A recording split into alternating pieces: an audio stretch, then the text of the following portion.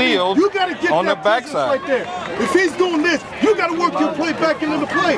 Welcome to another version of 1st and 10 with Coach Joe Prud'homme. I'm Jimmy the St. Christopher with Coach Joe from the Rams. Another historic football game for the Texas Wesleyan Rams as they played the first game at Farrington Field in 76 years.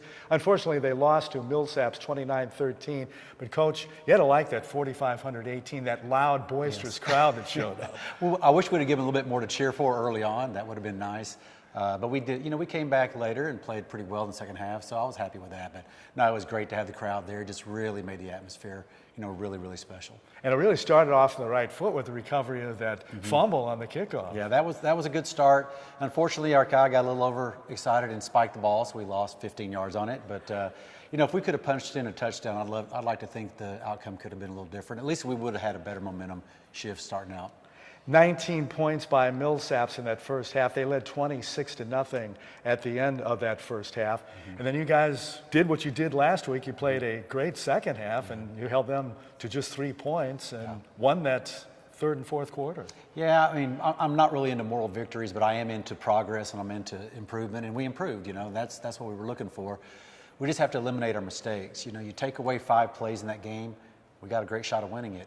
But we have to make the execution. It's not that it's to be anything given to us, but if we can get out of our own way on a couple things and continue to grow up as a team, I like our chances going into conference.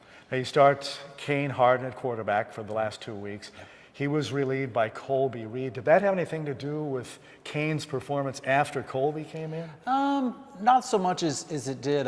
We were going to give Colby a shot anyway on some drives just to see what he could do. He's been throwing the ball really well in practice, and that was kind of planned that we were going to go ahead and bring him in at some point. So. He was a little skittish. I think he had 35 yards in his first 2 punts, but then after that he made his average of 35. Were there any nerves for the players because it was the first game at home? Oh, I'm sure there were some nerves involved. I mean, they don't verbalize that, but you can kind of tell. They were a little bit, they were amped up to play. They really were. It's just a matter of managing that. And like I tell them, don't get too high, don't get too low. And sometimes we got a little too high, and then, you make mistakes sometimes when you're pressing like that. But no, there's always going to be some nerves involved in it.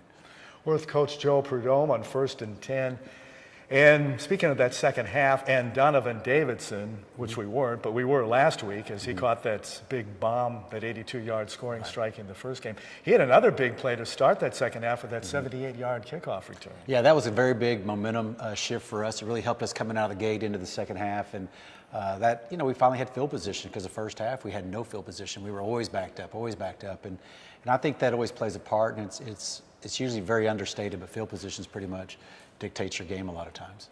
And why do you think they score as much as they do in the second half and not in the first, or play better defense in the second half on both sides of the ball? It seems the second half is like your strongest quarter. Yeah, I don't know yet. We're so new to this as far as our team, and we do make adjustments at halftime, so that is going on, and that does make a big difference. But as far as why the second quarter has been such a tough quarter for us and the third and fourth is better for us, I don't really have an answer for that yet. Give me us a couple more games. Hopefully we'll reverse the trend a little bit and get a little better out of the gate. And Eric Richards, the quarterback turned wide receiver, who wears number 5, which I guess could be a wide receiver number 2, but basically it's a quarterback number, caught his second touchdown pass of the season. That was a beaut from Kane Harden. Yes, it was pretty, and he put it up right where only Eric was going to get it, and Eric went up and got the ball. And it's always nice to have a 4th down touchdown, and that always helps. So. You're going to keep him at wide receiver. You're going to move him back to quarterback. You're going to keep him at wide receiver. He's more of an emergency type quarterback at this point, just because he is so valuable at receiver. He understands the routes. He knows how to run them. He runs them well. He understands space. He understands how to adjust things. And he's got great hands, and he's an explosive athlete. How much work does the running game need at this point after 2 games? It needs work. It's an ongoing conversation. It's an ongoing project to get that better and better. We didn't abandon the run, and I think that helped us. Did we have a lot of production out of it? No, not what we wanted, but you have to run the ball in order to keep them honest. If you don't, all of a sudden you're facing a defensive line that every one of them are in sprinter stances. When you get down like you did 26-0 at the half, how big of a hole is that to dig out of? Pretty big hole. You're looking at a 4-score or 4-possession game at that point. So that's a little bit daunting to come back from, but you just got to keep chipping away and chipping away, and you got to keep your faith and your hope that we're there to play football. We can't give up. I mean, we're going to continue to fight to the end. That's going to be one of our trademarks, I believe. We talked about the big kickoff return to start the second half by Donovan Davidson, but I saw some hitting on the special teams, and they had a pretty good game in that first game too. So that's definitely a high point for you guys after 2 games. We always feel like we should win the special teams dimension of it. You just feel like you have to. If you put the time in and you really plan for it, you should pay some dividends. And we've worked it hard on special teams, and it's where a lot of explosive plays happen. Next game up, New Mexico Highlands University Cowboys in Las Vegas. Not Sin City, the closer Las Vegas in New Mexico. I think I forgot to look up to see how many Las Vegas there are, but there's a number of Las Vegas. Mark Ward, our color analyst, was saying, there's another Las Vegas. And I says, yeah, one that they're going to in New Mexico next week. So how do you size up the Cowboys? Oh, they're good. I mean, they got a really big team, an experienced team, very athletic. We'll have our hands full for us. I mean, they're a Division II school, so they got more scholarships, they got more resources. So it's a good tune-up for us in conference. As long as we go in there and we continue to improve like we're doing, and we come out of there injury-free, then it's, for us, it should be a good experience going into conference play.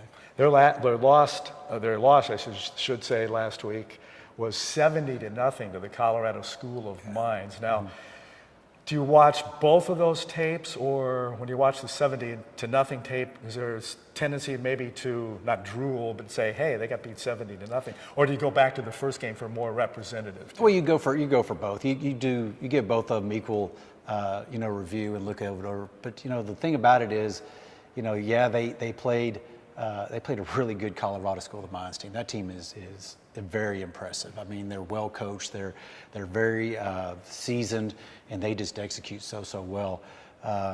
We know we're not Colorado School of Mines. We understand that, and so you have to look at both of the games and glean out of it what you can to what works and what you can learn from, and that's kind of what we do. You don't ever want to put too much on this game or that game because it's really kind of irrelevant. You're doing yourself a disservice to do that. How did you come out health-wise from the last game? I think we got some guys that are banged up a little bit, but I don't think we had any kind of season-ending injuries or anything of that nature. But we'll just have to wait and see how they feel this week in practice and get them back going again.